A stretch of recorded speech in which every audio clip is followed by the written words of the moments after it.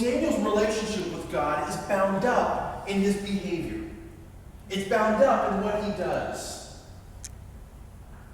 And so he's not going to let what he does be changed by a few things. First, he's not going to let what he does be changed by customs. The customs of the culture around him.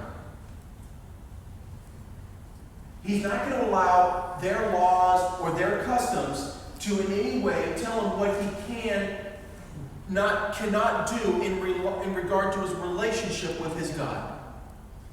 Now, do you think Daniel was a man who obeyed the laws? I have no doubt about it. In fact, I'm sure he was. But there was one law in regard to his behavior that took precedence over everything else. And what was that law? God's law.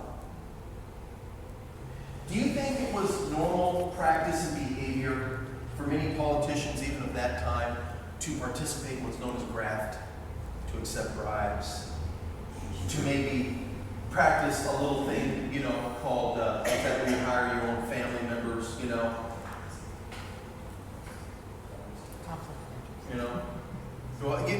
Do you think that happened on a regular basis? Sure it did. Absolutely. There's no doubt about it.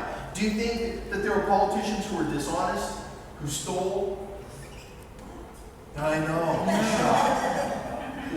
Never see that.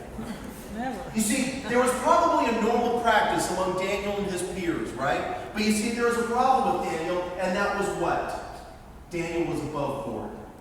Daniel was always a threat to them because Daniel was always seeking to do the right thing.